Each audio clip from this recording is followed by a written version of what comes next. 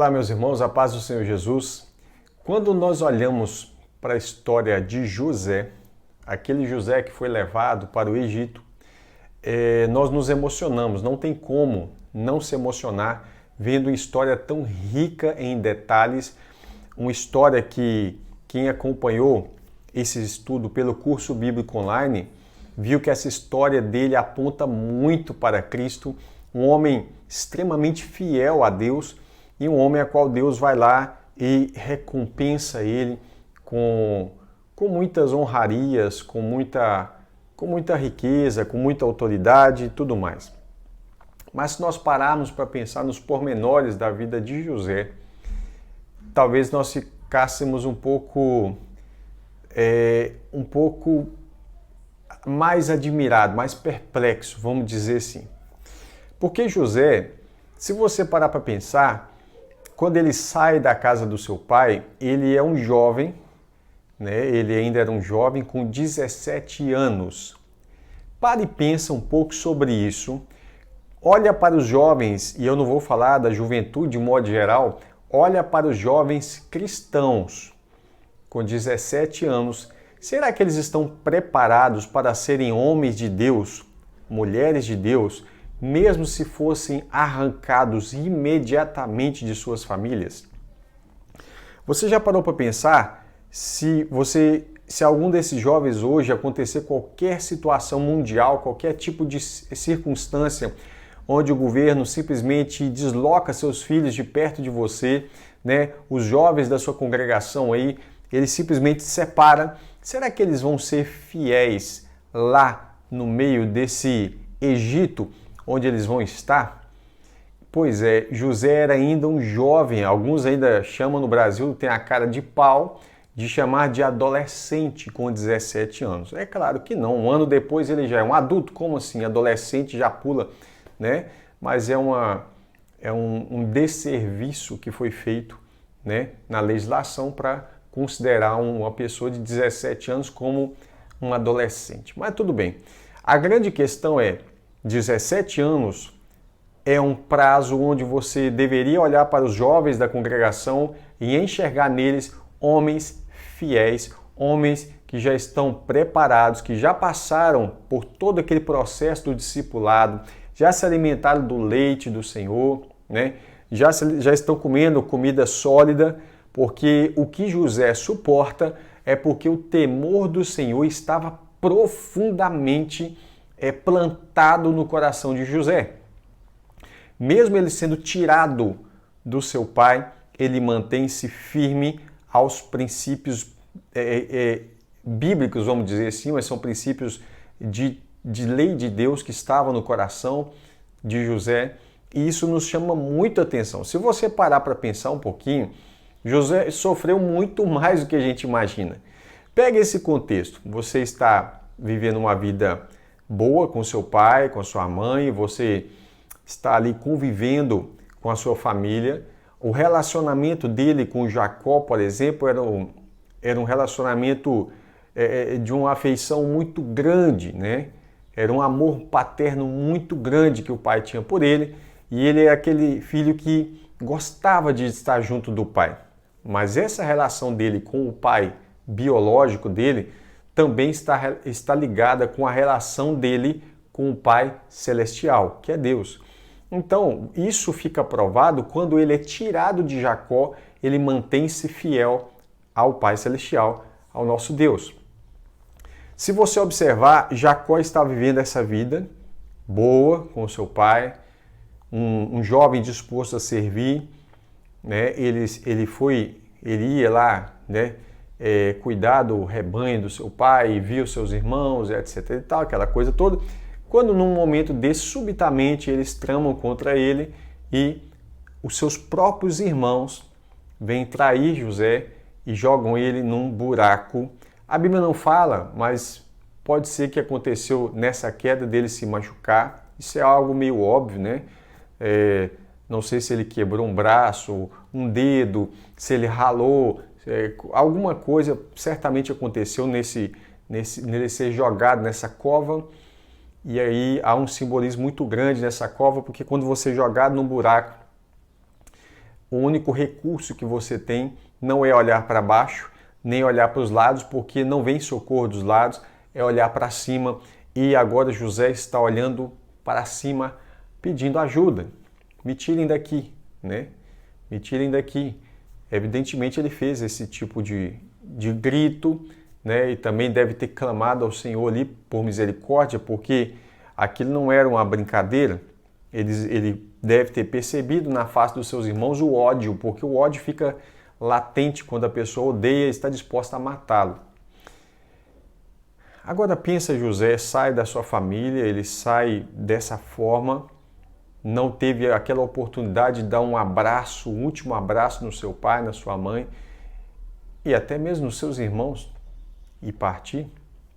Quando ele é tirado dessa cova, imagina José olhando para essa corda que é lançada ali onde ele estava. E aí, como um irmão, falasse, olha, isso não é brincadeira, eu vou contar para o pai. Algo desse tipo, pode ser que ele comentou. Mas todo o contexto, nós podemos observar que é um contexto traumático, onde ele sai, e ainda que ele não tenha falado essas palavras que eu disse, ele pode ter percebido ainda mais fúria no olho dos seus irmãos, e esses irmãos já tiram ele para vendê-lo aos comerciantes que passavam ao caminho do Egito. Ele é vendido como escravo, né? E aí você imagina agora ele preso ali, sendo levado naquela carruagem, naquela carroça, sei lá, carro de boi, que coisa que era que levaram ele, ou se ele foi obrigado a andar caminhando, né, a pé até o Egito, nós não sabemos. E a cabeça dele, como que deve ficar? Imediatamente ele foi subitamente removido ali da sua terra. E agora, como que está a cabeça de José?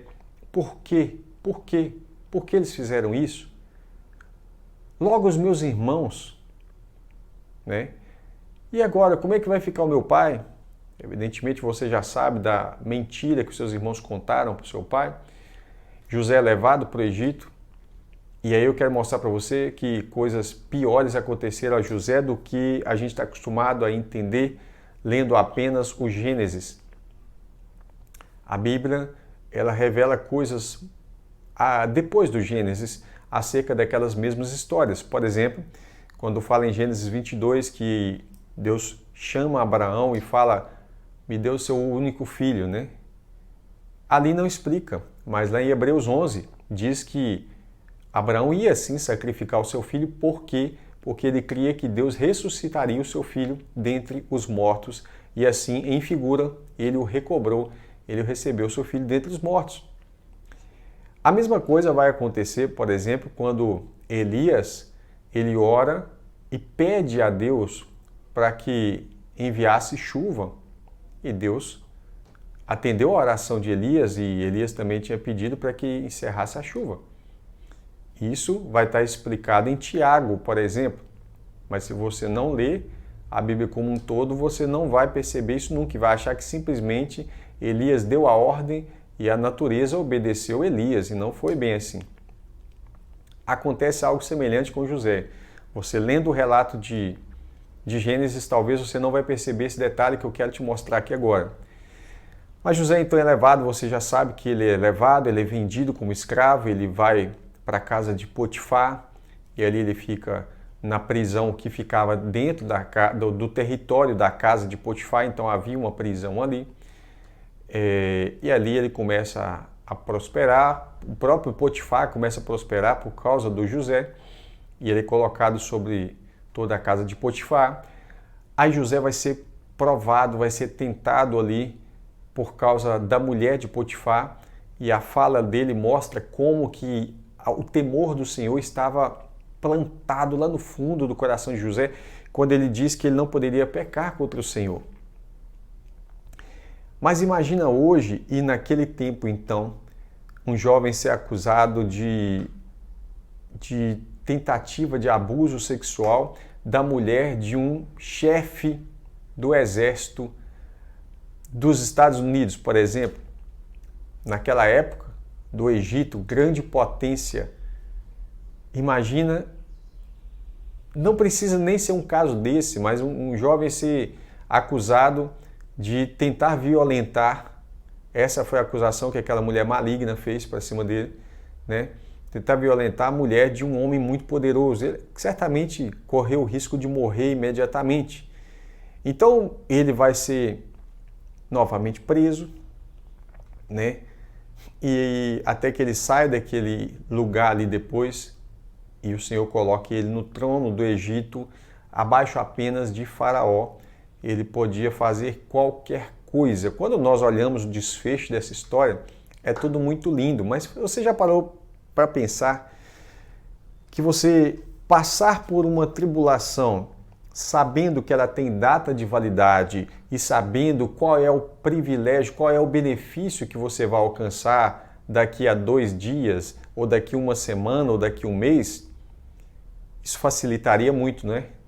Pois é, mas quando José é jogado no calabouço, ele não sabe qual é o desfecho.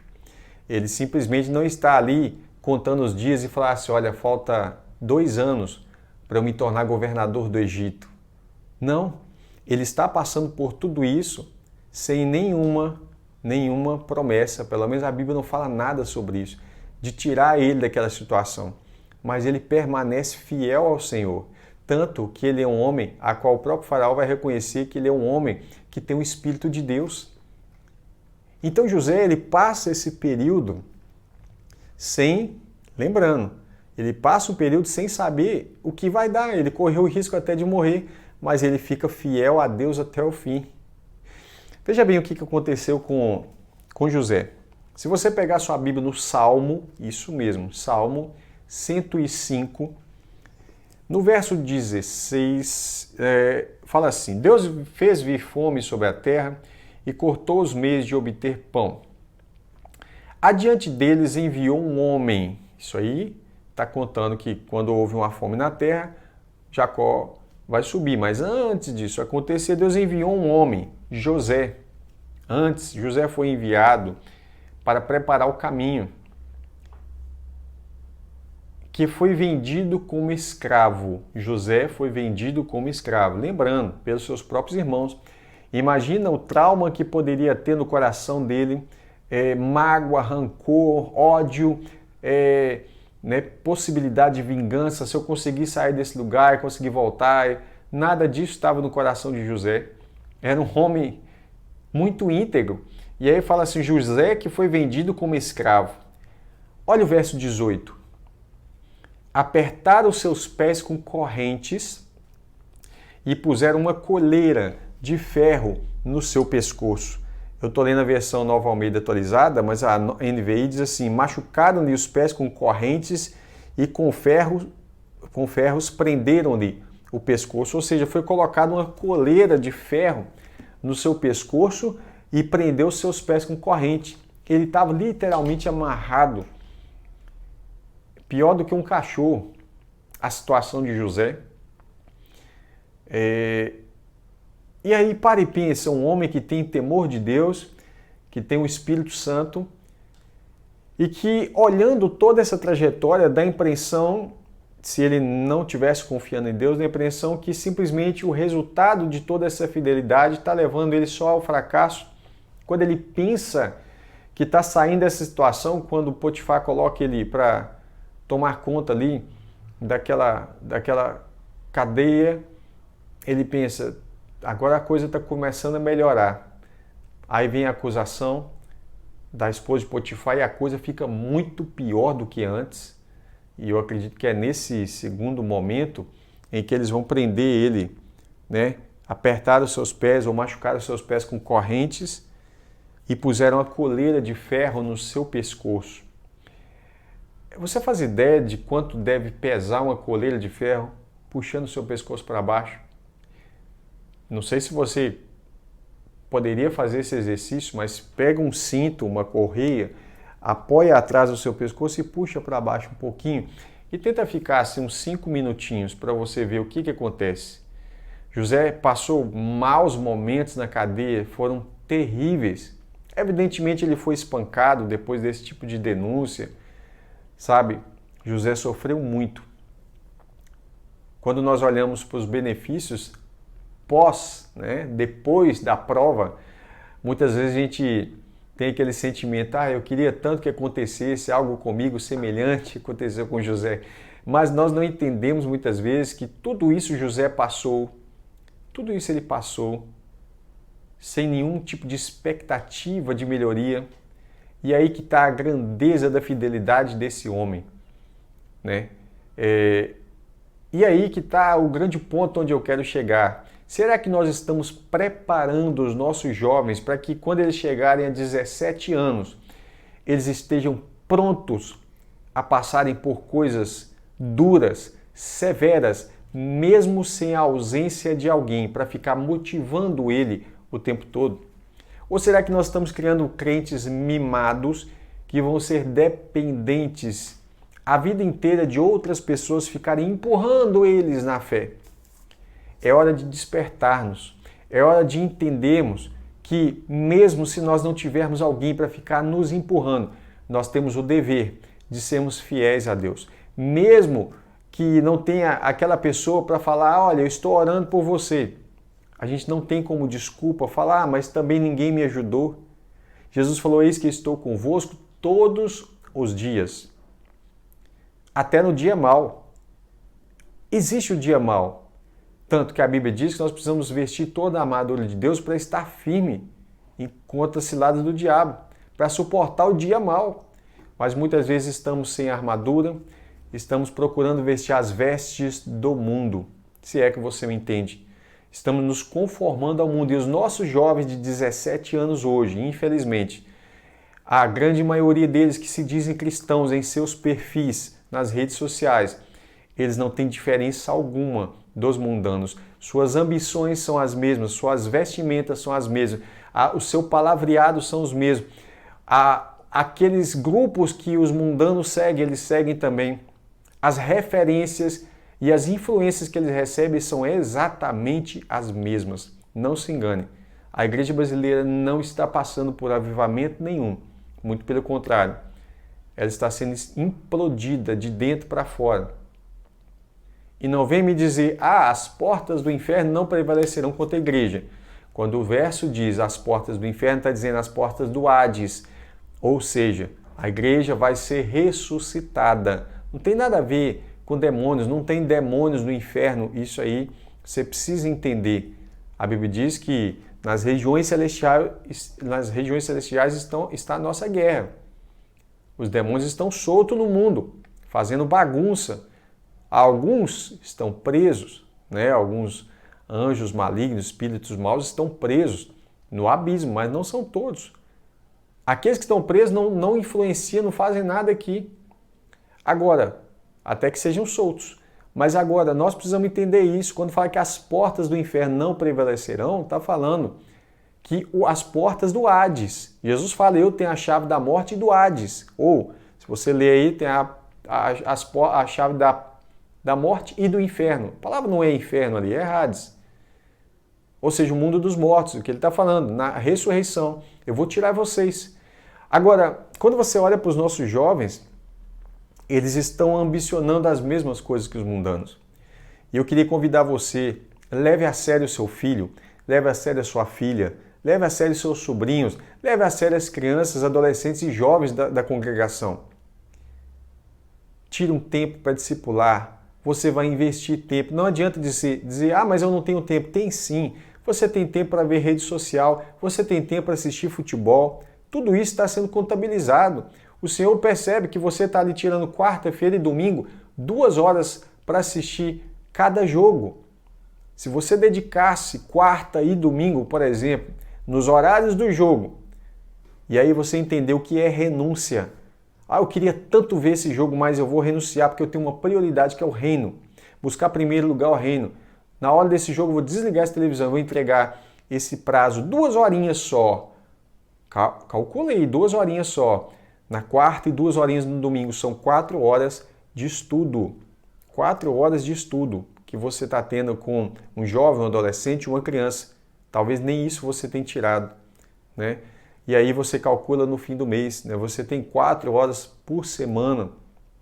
São 16 horas num mês que tem 4 semanas. ou até 20 horas no mês que tem 6 semanas. Então, invista nos jovens. Coloque José como referência. Eu tenho um propósito, que quando meu filho ou minha filha chegar aos 17 anos, eles estejam prontos para caminharem, mesmo que eu venha faltar na vida deles, mesmo que eu venha morrer na vida deles, o Pai Celestial continua plantado, o temor a Deus continua plantado no coração deles. Você que é pai e que é mãe, a responsabilidade é toda sua de produzir e afiar essas flechas e lançá-las para o reino de Deus. Muitas vezes somos omissos, passamos a vida inteira deixando os filhos de lado, achando que só por levar na igreja o pastor, o professor de escola dominical tem obrigação. Não, o dever é dos pais. Quando a Bíblia fala sobre a instrução dos filhos, é para os pais.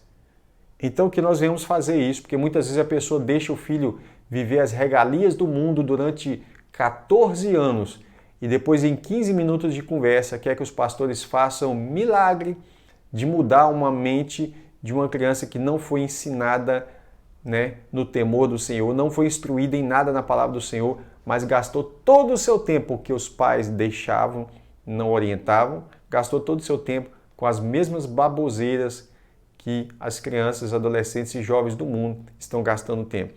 Não crie seu filho para ser um problema espiritual, crie ele para ser um obreiro, para que a sua família seja sacerdote de Deus. Tudo bem?